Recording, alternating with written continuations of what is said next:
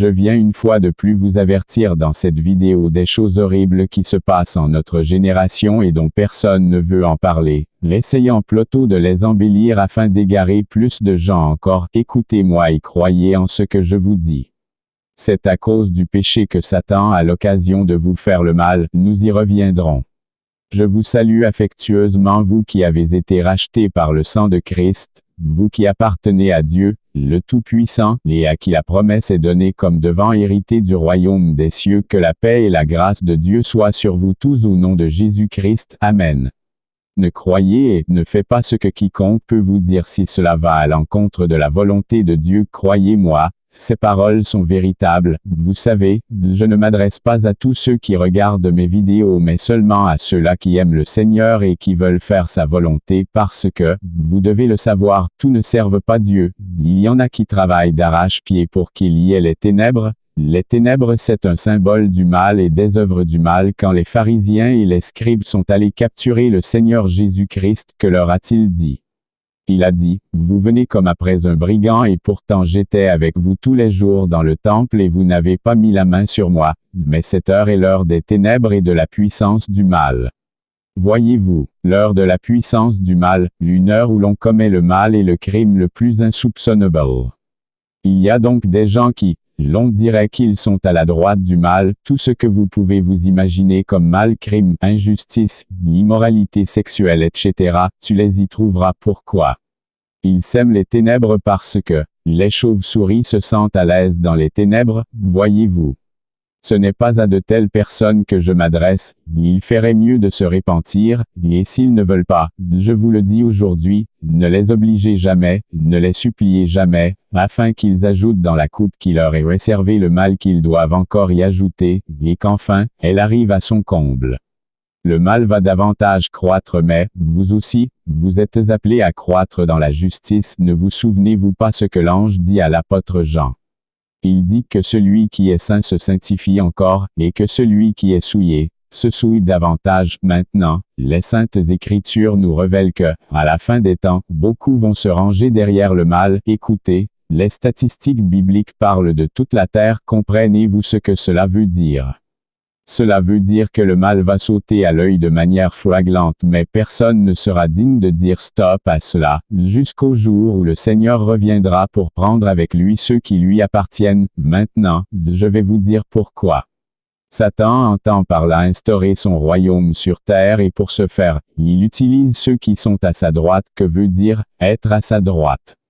C'est tout simplement œuvrer pour faire prospérer les intérêts de Satan. Parmi eux, vous trouverez les sectaires, les marabouts, les faux serviteurs de Dieu et surtout ceux dans la société qui vont dans le même sens. Je vous le dis de manière formelle, méfiez-vous des sectes et de tout mouvement sectaire car ce n'est qu'œuvre du diable pour entraîner les foules à sa suite. Écoutez-moi bien, est-ce que c'est parce que vous êtes fort ou prudent que vous serez épargnés?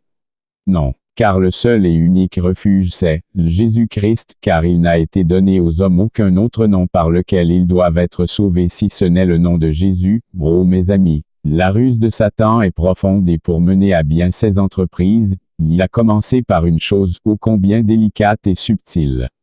La chose la même qui a été les premiers à être chassés du jardin d'Éden, voyez-vous. Il les a eus physiquement, voilà qu'il les a encore spirituellement. La Bible ne l'appelle-t-il pas le vainqueur des nations? Il les a vraiment vaincus avec cette chose du troisième œil, vraiment combien terrible. C'est cela ce que Paul l'apôtre appelle l'esprit d'égarement qui leur a été envoyé afin qu'ils croient au mensonge, et cela, c'est parce qu'ils n'ont pas eu l'amour de la vérité pour être sauvés. Écoutez-moi bien, l'amour de la vérité te conduit vers le Seigneur qui lui est le véritable Dieu. Une fois arrivé jusqu'à lui par la foi, il te marque et te scelle par son esprit. C'est lui qui connaît ce qui est bon pour toi aussi. S'il te montre quelque chose, cela sera vrai. Si tu entends de lui quelque chose, cela est encore vrai et s'il se saisit de ta bouche et de ton cœur pour dire quelque chose, cela sera encore vrai. À l'inverse de celui-ci, cet imposteur qui trompe la terre tout entière par toutes sortes de mensonges et de tromperies, les conduisant davantage à s'écarter de leur Créateur, ô combien désolant. N'est-ce pas? Maintenant, puisque la foi vient de ce que l'on entend de la parole de Dieu, je vais vous prendre un exemple dans la Bible afin que vous croyiez, car l'Ancien Testament était l'ombre des choses à venir. Il s'agit du prophète de l'Éternel Michée, dans le premier livre des Rois au chapitre 22 de 1 à 28. 3 années s'écoulèrent sans qu'il y ait de guerre entre la Syrie et Israël. Dans le courant de la 3e année, Josaphat, le roi de Juda, rendit visite à Achab, le roi d'Israël. Or, celui-ci avait dit à ses ministres, « Savez-vous que Ramoth en Galaad est à nous, et pourtant nous ne faisons rien pour la reprendre au roi de Syrie. » Quand Josaphat vint le voir, Achab lui demanda donc, « Viendras-tu attaquer avec moi Ramoth en Galaad ?» Josaphat lui répondit, « J'irai avec toi, mes troupes iront avec les tiennes, et mes chevaux avec les tiens. » Mais il ajouta, « Consulte d'abord l'Éternel, je te prie. » Le roi d'Israël rassembla les prophètes, qui étaient environ 400, et leur demanda, « Dois-je aller combattre pour reprendre Ramoth en Galaad, ou dois-je y renoncer ?» Ils répondirent, « Vas-y, le Seigneur la livrera au roi. » Mais Josaphat insista, « N'y a-t-il plus ici aucun prophète de l'Éternel par qui nous puissions le consulter ?» Le roi d'Israël lui répondit, « Il y a encore un homme par qui l'on pourrait consulter l'Éternel, mais je le déteste car il ne m'annonce jamais rien de bon, il ne m'annonce que du mal. » Il s'agit de Michée, fils de Yimla. Josaphat s'écria, « Que le roi ne parle pas ainsi. » Alors le roi d'Israël appela un chambellan et lui ordonna de faire venir au plus vite Michée, fils de Yimla. Le roi d'Israël et Josaphat, roi de Juda, revêtus de leurs costumes royaux, siégeaient chacun sur un trône sur l'esplanade qui s'étend devant la porte de Samarie, tandis que tous les prophètes étaient devant eux dans un état d'exaltation. L'un d'eux, Sédécias, fils de Kenaana, s'était fabriqué des cornes de fer et affirmait, « Voici ce que déclare l'Éternel, avec ces cornes tu frapperas les Syriens jusqu'à leur extermination. » Tous les autres prophètes confirmaient ce message et disaient, « Va attaquer Ramoth en Galaad. Tu seras vainqueur, et l'Éternel livrera la ville au roi. » Pendant ce temps, le messager qui était allé chercher Michée lui dit, « Tous les prophètes sont unanimes pour prédire du bien au roi. Tu ferais bien de parler comme eux et de lui prédire aussi le succès. » Michée lui répondit, « Aussi vrai que l'Éternel est vivant, je transmettrai ce que l'Éternel me dira. » Lorsqu'il fut arrivé devant le roi, celui-ci lui demanda, « Michée, devons-nous aller attaquer Ramoth en Galaad ou devons-nous y renoncer? » « Bien sûr, vas-y, » lui répondit Michée, « tu seras vainqueur, et l'Éternel livrera la ville au roi. » Point d'exclamation. Mais le roi lui rétorqua, « Combien de fois faudra-t-il que je t'adjure de me dire seulement la vérité de la part de l'Éternel? » Alors Michée déclara, « J'ai vu tous les Israélites disséminés sur les montagnes. Ils ressemblaient à des brebis qui n'ont pas de berger. Et l'Éternel a dit, ces gens n'ont plus de souverain. Que chacun d'eux retourne tranquillement chez soi. » Le roi d'Israël dit alors à Josaphat, « Je te l'avais bien dit, cet homme-là ne me prophétise jamais rien de bon, c'est toujours du mal. » Mais Michée continua, « Eh bien, oui, écoute ce que dit l'Éternel. J'ai vu l'Éternel siégeant sur son trône tandis que toute l'armée des êtres célestes se tenait près de lui, à sa droite et à sa gauche. L'Éternel demanda qui trompera Achab pour qu'il aille attaquer Ramoth en Galaad et qu'il tombe sur le champ de bataille. L'un proposait ceci, l'autre cela. Finalement, un esprit s'avança, se plaça devant l'Éternel et dit, « Moi, je le tromperai. » L'Éternel lui demanda, « Et comment t'y prendras-tu? » « J'irai, répondit-il, inspirer des mensonges à tous ces prophètes. » L'Éternel dit, « Pour sûr, tu le tromperas, tu y réussiras. Va donc et fais comme tu l'as dit. » Et maintenant conclut Michée, c'est ce qui est arrivé. L'Éternel a fait qu'un esprit de mensonge inspire tous tes prophètes ici présents car l'Éternel a résolu ta perte. Alors Sédécias, fils de Kenaana, l'un des prophètes, s'approcha, gifla Michée et lui demanda, « Par où l'esprit qui vient de l'Éternel est-il sorti de moi pour te parler? » Michée répondit, « Tu le sauras le jour où tu fuiras en passant de chambre en chambre pour te cacher. » Aussitôt le roi d'Israël ordonna à l'un de ses officiers, Arrête Michée et emmène-le à Amon, le gouverneur de la ville, et à mon fils Joas. Tu leur ordonneras de ma part de jeter cet individu en prison et de ne lui donner qu'une ration réduite de pain et d'eau jusqu'à ce que je revienne sain et sauf de cette expédition. Michée s'écria. Si vraiment tu reviens sain et sauf, ce sera la preuve que l'Éternel n'a pas parlé par moi. Revenons à notre message à présent, écoutez bien ce que dit le prophète Michée, il dit, « L'Éternel a fait qu'un esprit de mensonge inspire tous tes prophètes, pourquoi l'a-t-il fait?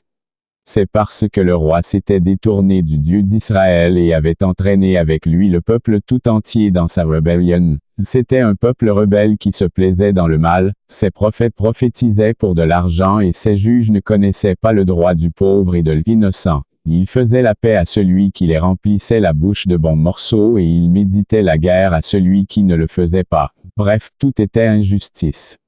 Vous lirez cette histoire dans le livre même du prophète Michée, tous les 7 chapitres. Revenons ici à présent, ces choses ne sont-elles pas similaires à ce qui se passe aujourd'hui? Car les hommes ont choisi la voie de Caïn et se sont rassemblés pour aller contre les principes de Dieu, celui-là même qui les a créés, n'est-ce pas étonnant? Bien qu'ils savent la vérité, ils se révoltent quand même contre lui, incroyable. Bon, cela a été leur choix de vie, et pour cela, le Seigneur leur a envoyé, de même qu'au temps de Michée, un esprit de mensonge afin qu'ils croient au mensonge, n'est-ce pas ce que l'apôtre Paul dit dans 2 Thessaloniciens chapitre 2 de 7 à 12? Car la puissance mystérieuse de la révolte contre Dieu est déjà à l'œuvre, mais il suffira que celui qui le retient jusqu'à présent soit écarté. Pour qu'alors paraisse l'homme de la révolte. Le Seigneur Jésus le fera périr par le souffle de sa bouche, et le réduira à l'impuissance au moment même de sa venue. L'apparition de cet homme se fera grâce à la puissance de Satan, avec toutes sortes d'actes extraordinaires, de miracles et de prodiges trompeurs. Il sera de toutes les formes du mal pour tromper ceux qui se perdent parce qu'ils sont restés fermés à l'amour de la vérité qui les aurait sauvés. Voilà pourquoi Dieu leur envoie une puissance d'égarement pour qu'ils croient au mensonge. Il agit ainsi pour que soient condamnés tous ceux qui n'auront pas cru à la vérité et qui auront pris plaisir au mal. Nous parlons ici de quelque chose d'incroyablement étonnant, nous parlons d'un esprit qui est délégué par l'Éternel lui-même, afin que celui-ci égare, trompe et séduise une catégorie de personnes, ces gens qu'il vient égarer, sont ceux qui n'ont pas pris plaisir à la vérité qui leur était annoncée par les prophètes et vrais serviteurs du Seigneur, la parole de Dieu qui conduit au salut de l'âme, mais ils ont mis au contraire leur gloire dans l'injustice, l'iniquité, le mal, bref, il s'agit de ceux qui n'ont pas cru que Jésus-Christ pouvait leur sauver. Maintenant, le feu est déjà allumé et il ne peut plus s'éteindre. Pourquoi? Parce que c'est un processus à plusieurs étapes qui aboutira à la destruction de ce monde, il n'en peut être autrement. Écoutez bien, les 2 portes sont là devant vous, vous qui n'avez encore fait aucun choix. C'est le moment pour vous de le faire, veuillez faire le bon choix parce que là, c'est le commencement des vraies choses dans votre vie. Écoutez, répentez-vous immédiatement de vos mauvaises œuvres dont vous savez que vous pratiquez, là et maintenant. Car, je vous le dis en vérité, ces Satans, esprits du mal, chercheront à vous faire du mal, un mal grave et dont à la fin vous regretterez, selon qu'il est dit. C'est là qu'il y aura des pleurs et des amers regrets, voyez-vous. Tu n'es pas assez fort pour combattre contre cet esprit du mal devenu presque omniprésent, non. Seul Jésus-Christ en toi pourra te garder contre ces puissances du mal. Tels étaient les enfants d'Israël en Égypte, épargnés à cause du sang de l'agneau répandu sur les portes des maisons par le dévastateur. Tels aussi vous serez protégés par l'Esprit Saint du Christ contre cette œuvre du mal qui sévit en ces temps qui sont les derniers de l'histoire humaine, afin que s'accomplissent pour vous ces paroles du Seigneur. Ils l'ont vaincu à cause du sang de l'agneau et à cause de la parole de leur témoignage, et aussi, celui qui est en vous est plus grand et plus fort que celui qui est dans le monde. Ce sont des démons, agents du diable qui accomplissent ces choses. Les 2 portes sont à votre portée. La porte de l'égarement est celle de la majorité. C'est la porte du mal où les humains sont spirituellement violés par cet acte. La conscience s'est éteinte ou elle est morte. C'est le chemin large et spacieux qui mène à la perdition. Ils ont perdu leur virginité spirituelle, ceux qui marchent sur ce chemin-là. Mais la porte du salut est celle que le monde essaie toujours de cacher aux hommes, voulant toujours obscurcir le chemin de ceux qui cherchent la véritable lumière. Ces portes, peu de gens la trouvent. C'est la porte qui conduit à la vie éternelle, et ceux qui entrent par elle sont immédiatement scellés par un signe sur leur front, le nom du Père et celui du Fils, le Saint-Esprit venu du Père. De la sorte, il est avec nous où que nous soyons et quoi que nous fassions. Voyez-vous, et ainsi, depuis l'intérieur de la maison, il nous accorde protection contre les agents de ce monde des ténèbres. Écoutez, je voudrais prendre ici pour vous un exemple. Regardez comment les choses ont été faites. Le Seigneur Dieu a créé le ciel, la terre, les étoiles et les sources d'eau, etc.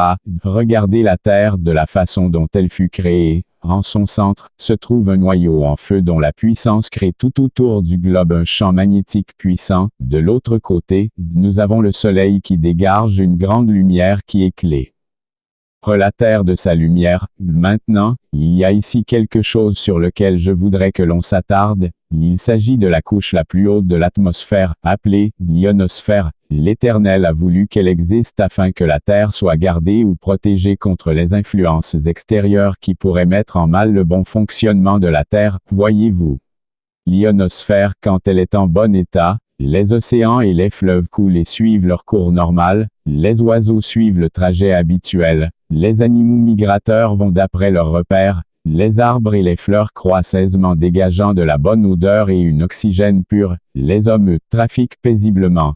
Bref, tout reste et fonctionne selon le programme du Créateur. Maintenant, détruisez cette couche par les moyens que vous connaissez. Vous voyez à présent le désordre qui s'installe, le réchauffement climatique et tous les morts qui vont avec. Voyez-vous.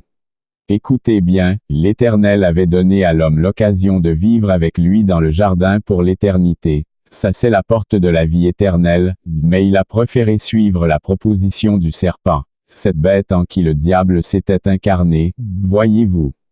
Cette porte-ci est malheureusement la plus convoitée, soit la plus choisie des hommes. J'aimerais parler ici de quelque chose. Aussi vrai que la terre est destinée au feu, de même aussi, ce corps mortel ne peut hériter du royaume des cieux à cause du péché qui est condamné dans la chair. La terre ne peut bien fonctionner que si les lois que le Père éternel a établies sont respectées à la lettre par l'homme qui l'a établie pour la garder. Mais si cet homme se rebelle, et met de côté ces lois, que produira-t-il? N'est-ce pas qu'il produira la corruption? Il produira la mort, voyez-vous. Tout ce qu'il fera ne sera que mort parce qu'il a abandonné la loi de l'esprit qui donne la vie. Dieu est esprit et en dehors de lui, il n'a point de vie, comprenez-vous cela? Maintenant, savez-vous que c'est à cause de cette corruption que l'homme n'héritera pas la vie éternelle? Oui, monsieur.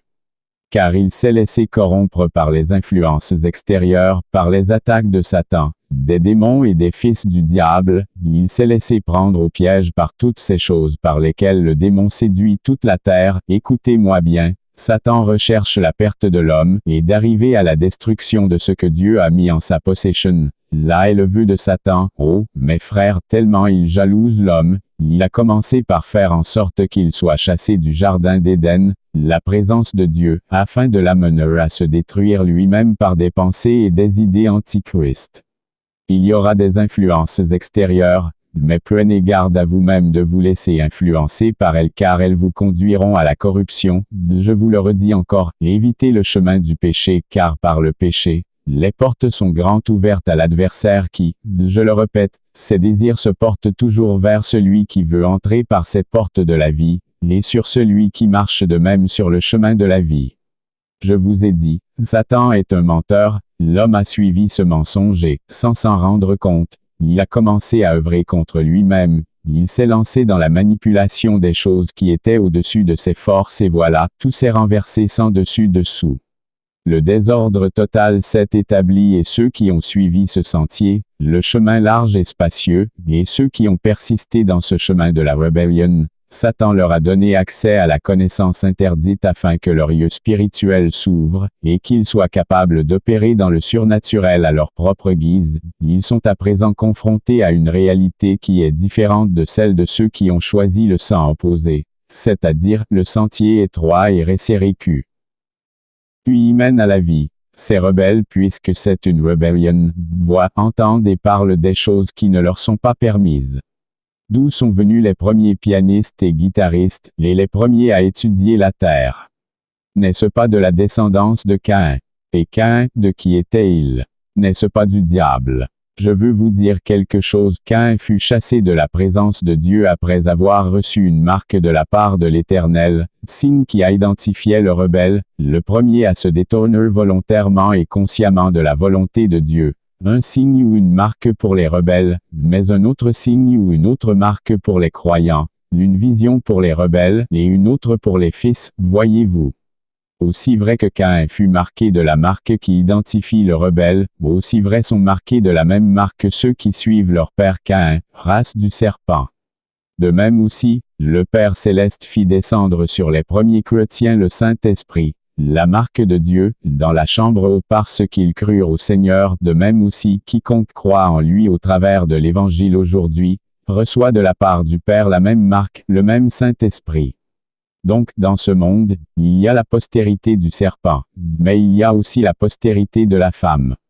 De même que Jésus-Christ notre Seigneur et Sauveur exposa publiquement en spectacle les principautés, les autorités et les dominations, en triomphant d'eux par la croix, de même aussi, nous sommes appelés à vaincre par le même esprit ce monde qui égare les hommes par l'obéissance au Saint-Esprit qui conduit à l'accomplissement de la volonté de Dieu. L'apôtre Jean dans le livre de l'Apocalypse au chapitre 12 dit ceci, « Ils l'ont vaincu à cause du sang de l'agneau et de la parole de leur témoignage. » Le sang de l'agneau d'abord, ensuite la parole de leur témoignage. Cela dit, le Seigneur ne veut pas ceux qui, après avoir reçu le Saint-Esprit, restent les bras croisés, la bouche fermée, et ne faisant aucune œuvre pouvant aider quelques-uns qui sont encore des pris au piège par les multiples ruses du diable. Le Seigneur pouvait dire, « J'ai été envoyé aux brebis perdues de la maison d'Israël, et voici ce qu'il laisse comme ordre à ses disciples, allez et faites des nations des disciples, ceux qui croiront et qui seront baptisés seront sauvés. » Et il dit à Pierre ces paroles, « Quand tu seras converti, affermis tes frères. » La parole de notre témoignage est très importante parce que nous sommes les témoins de Dieu dans notre génération. Il ne s'agit pas de témoigner ce qui s'est passé hier avec les autres disciples déjà morts, non. Mais, il s'agit des événements concrets qui se déroulent et qui sont d'un côté œuvre de destruction et de mensonge du diable, et de l'autre côté, œuvre de paix et de salut pour quiconque reçoit le Saint-Évangile, la parole vivante de Christ. À propos, revenons sur notre passage de tout à l'heure, le premier livre des rois au chapitre 22, il s'agit du roi d'Israël avec ses faux prophètes et Michée le prophète de l'Éternel. Le roi d'Israël dit ceci au roi de Juda, « Il y a ici au sein de mon royaume un homme que je n'aime pas, c'est un prophète mais je ne l'aime pas. Parce qu'il me prophétise toujours des malheurs, vraiment je n'aime pas cet individu, etc. » Voyez-vous cela? Le roi d'Israël s'était fabriqué jusqu'à 400 prophètes qui ne lui disaient que des chimères, des plaisances et toutes ces autres choses qui font du bien à la chair. Mais Michée le prophète, lui, ne disait que ce qui fait du bien à l'homme intérieur, voyez-vous. Ceci dérangeait les oreilles de ceux qui avaient mis leur gloire sur les choses éphémères et mensongères de ce monde, voyez-vous. Vraiment cela dérangeait, en un point que l'un d'eux, Sédécias, vint le guifler, incroyable.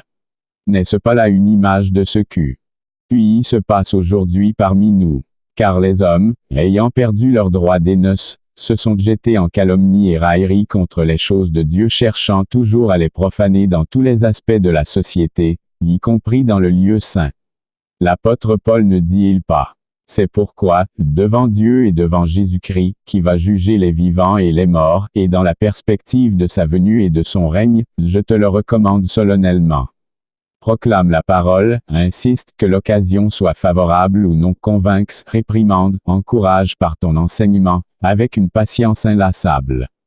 Car le temps viendra où les hommes ne voudront plus rien savoir de l'enseignement authentique.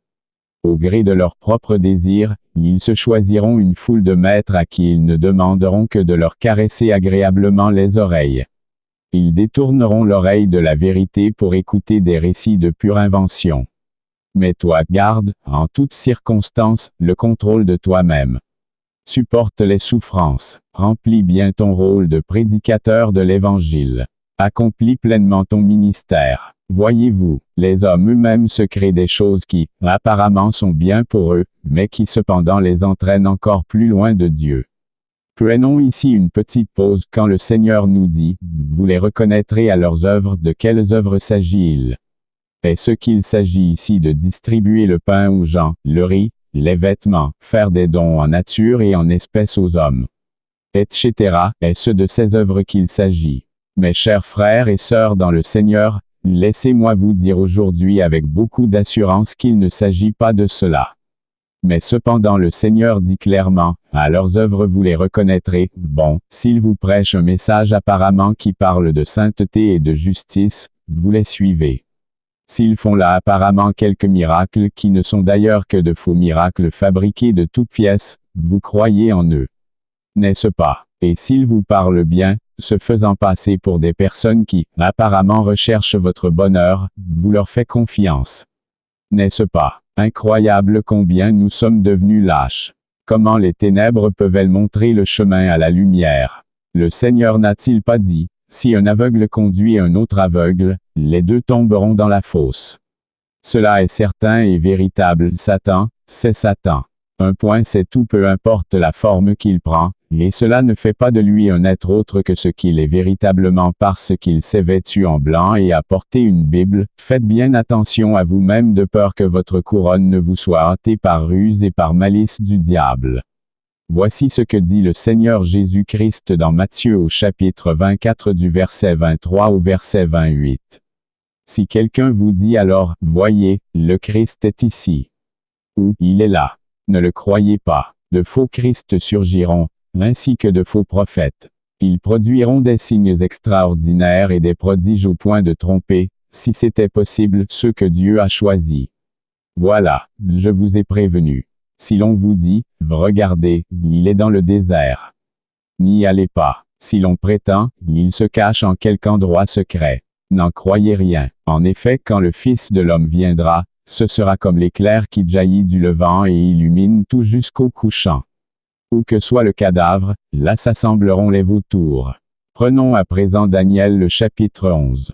21. Un homme méprisé prendra sa place, sans être revêtu de la dignité royale, il paraîtra au milieu de la paix, et s'emparera du royaume par l'intrigue.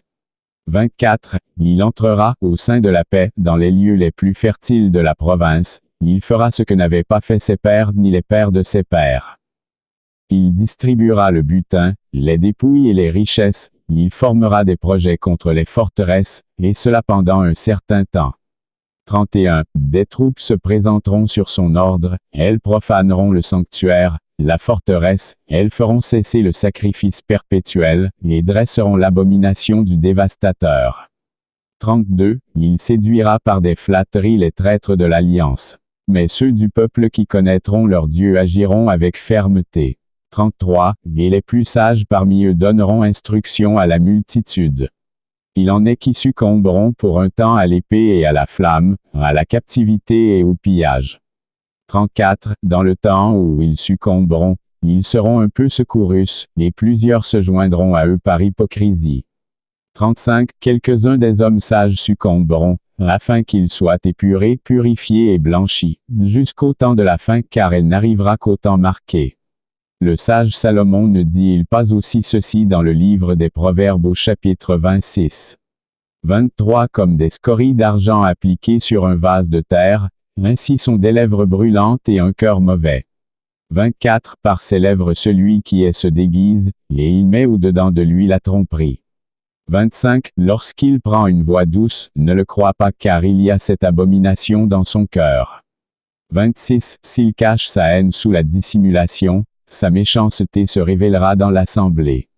27. Celui qui creuse une fosse y tombe, et la pierre revient sur celui qui la roule. 28. La langue fausse est ceux qu'elle écrase, et la bouche flatteuse prépare la ruine. Comprenez-vous de quoi je vous parle? Dans ces trois récits il s'agit d'une nature, celle de Satan qui consiste à se camoufler, à se dissimuler et à se déguiser afin de faire bonne chère aux yeux du monde tout en cachant ses mauvais desseins au fond du cœur ou dans le secret absolu, d'où la connaissance ésotérique répandue entre eux et cachée aux non-initiés. Écoutez, ces faux Christ et faux prophètes, êtes-vous avec eux dans leur vie intime de la manière dont ils vivent même dans ce secret? Ô mes amis, le Seigneur ne dit-il pas, « Mon peuple périt faute de connaissance ». À Babylone au temps de Daniel, il y avait des sorciers, des magiciens et tout ce que vous pouvez vous imaginer comme temple ou demeure de Satan. Mais Daniel, lui, avait l'esprit supérieur que donne notre Père qui est dans les cieux, à tout ce qu'il veut. Daniel était un bien-aimé soumis à Dieu, à cause de tout ce que l'Éternel devait accomplir en ce temps-là à Babylone. Il a dû l'élever afin qu'il soit à même de comprendre ce qu'il fallait comprendre, afin que le nom de l'Éternel soit glorifié. Ô mes amis, n'est-ce pas merveilleux? Le Seigneur a dit, le serviteur n'est pas plus grand que le maître, mais tout serviteur accompli est comme son maître. Comprenez bien ce que je veux vous dire ici, c'est que le Très-Haut se plaît à nous voir marcher sur les eaux. Oh, n'est-ce pas merveilleux? Combien il nous aime notre Papa! Voyez-vous, un jour, il s'est vanté de l'un de ses fils, son nom était Job. Il a posé à Satan la question suivante, « As-tu remarqué mon serviteur Job? Il n'y a personne comme lui sur toute la terre, il est intègre et craint de mal faire, il ne revers, etc. » Voyez-vous, c'est donc à cela qu'il nous appelle. Quel est le papa qui se plaît à voir son enfant malmené par ses ennemis? De même aussi, notre Père céleste parce qu'il est saint, se plaît à nous voir marcher dans la sainteté peu importe ce qui peut arriver à ta chair comme tribulation, il trouve sa gloire à te voir demeurer ferme dans cette voie car ne l'oubliez jamais, c'est lui, en fait, en nous qui nous donne la victoire face à toute adversité, aussi, il désire notre obéissance. Un jour, le Seigneur a envoyé 70 disciples pour accomplir une mission, ils l'ont fait et sont revenus avec ce rapport. Les démons même nous sommes soumis en ton nom. Voici la réponse du Seigneur. Je voyais Satan tomber du ciel comme un éclair. Voici, je vous ai donné le pouvoir de marcher sur les serpents et les scorpions, et sur toute la puissance de l'ennemi, et rien ne pourra vous nuire. Voyez-vous. Il se plaît à vous voir remporter les victoires sur Satan malgré tout ce que peut vous faire subir les hommes. Le Seigneur le Maître a subi tout genre de mauvais traitements, et il a dit, nul serviteur ne peut être plus grand que son Maître, mais, s'il est accompli, il sera comme son Maître. Et c'est à cela qu'il nous appelle, à être comme lui, accompli. De même qu'il a eu à faire face à ces hérétiques avec leur hypocrisie. De même aussi, nous faisons face à ces pharisiens modernes qui, comme leur père vous parlent de paix avec les lèvres, et qui cependant désirent la perte de votre âme, ils font bonne chère dans le déeuse pour être bien vus, mais leur demeure est remplie d'ossements humains. Ô bien-aimés, combien d'âmes ont-ils livrées à la mort? De même aussi, si le Seigneur Jésus-Christ ne vous scelle pas de son Esprit Saint, ils triompheront de vous. Je reprends, le Seigneur a dit. Cet esprit fera des choses incroyables au point de s'en vanter, il réussira dans ses entreprises par la ruse et la malice, et si c'était possible, il séduirait même les élus. Voyez-vous, à votre avis, qu'est-ce qui rend son œuvre impuissante face aux élus? Est-ce parce qu'ils sont forts? Non. Peut-être parce qu'ils sont trop intelligents et sages. Non plus. C'est tout juste à cause de Jésus-Christ en nous, voyez-vous. Oh, n'est-ce pas merveilleux? Ne l'aimez-vous pas? Maintenant, revenons ici un instant, voici ce que le Seigneur dit aux pharisiens de son époque. Mais il leur dit, vous êtes des gens qui veulent se faire passer pour justes aux yeux de tout le monde, mais Dieu connaît le fond de votre cœur. Ce qui est en haute estime parmi les hommes, Dieu l'a en horreur. Luc 16 le verset 15. Maintenant, si le Maître a discerné les pensées de leur cœur pour pouvoir leur dire qu'ils sont des fils de Satan, pensez-vous que quand il dit « vous les reconnaîtrez à leurs œuvres », c'est des œuvres visibles dont il parle. Je vous dis avec assurance qu'il ne s'agit pas de ces œuvres-là. Ne savez-vous pas qu'il est écrit ceci dans les Saintes Écritures? Ne m'emporte pas avec les méchants et les hommes iniques qui parlent de paix à leurs prochains et qui ont la malice dans le cœur. Psaume 28 le verset 3. Comprenez-vous cela? Il s'agit effectivement des choses cachées, des choses secrètes que l'homme naturel n'a point accès, mais qui sont cependant révélés au Fils par le Saint-Esprit. Maintenant, vous qui vous dites chrétiens et qui cependant ignorez cet aspect, je vous en conjure au nom de Jésus-Christ, revenez à votre Dieu qui veut vous sauver, demandez-lui le Saint-Esprit si vous ne l'avez pas encore, car c'est lui qui vous donnera le don du discernement. C'est de cela qu'il parle dans le livre de l'Apocalypse au chapitre 3 en ces termes, « Je te conseille d'acheter de moi de l'or éprouvé par le feu afin que tu sois riche, des vêtements blancs afin que tu sois vêtu et que la honte de ta nudité ne paraisse point, un collier pour oindre tes yeux afin que tu vois. » Je vous le rappelle comme je l'ai déjà dit, le Père nous a prédestinés à être semblables au premier-né, Jésus le Christ. Écoutez ceci à présent pour conclure, quiconque vous dira de faire quelque chose qui va contre les valeurs de la sainteté, les valeurs de l'amour, les valeurs de la justice, la communion avec le Saint-Esprit, soit la volonté de Dieu à votre égard pour le salut de votre âme, reconnaissez par là l'esprit antichrist qui aime à voir les hommes se révolter contre leur Créateur. N'est-ce pas l'apôtre Jean parlant des événements aimant qui se déroulaient en son époque et dont il était témoin, dit ceci pour les exposer. Mes enfants, la dernière heure a commencé. Vous avez appris qu'un antichrist doit venir. Or, dès à présent, beaucoup d'antichrists sont là. Voilà pourquoi nous savons que nous sommes entrés dans la dernière heure. Ces adversaires du Christ sont sortis de chez nous mais, en réalité, ils n'étaient pas des nôtres. Car, s'il avait été des nôtres, ils seraient restés avec nous. Mais ils nous ont quittés pour qu'il soit parfaitement clair que tous ne sont pas des nôtres. Vous, au contraire, vous avez reçu le Saint-Esprit dont celui qui est saint vous a un, et vous connaissez toute la vérité. Si je vous écris, ce n'est pas parce que vous ne connaissez pas la vérité, mais parce que vous la connaissez, et qu'aucun mensonge ne vient de la vérité. Alors qui est le menteur? C'est celui qui nie que Jésus est le Christ. Car l'Antichrist, c'est celui qui refuse de reconnaître le Père et le Fils. Tout homme qui nie que Jésus est le Fils de Dieu ne connaît pas non plus le Père. Celui qui reconnaît que Jésus est le Fils de Dieu connaît aussi le Père. C'est pourquoi, tenez-vous soigneusement à l'enseignement que vous avez reçu dès le commencement. Si ce que vous avez entendu dès le commencement demeure en vous, vous demeurerez aussi unis au Fils et au Père. Et voici ce qu'il vous a promis, la vie éternelle. C'est au sujet de ceux qui vous entraînent dans l'erreur que je vous écris ces choses. Quant à vous, l'Esprit dont vous avez été un par le Christ demeure en vous. Vous n'avez donc pas besoin que l'on vous instruise, car cet Esprit dont vous avez été un vous enseigne tout. Ce qu'il enseigne est vrai, il ne ment pas. Restez donc attachés à cet enseignement tel que vous l'avez reçu de l'Esprit.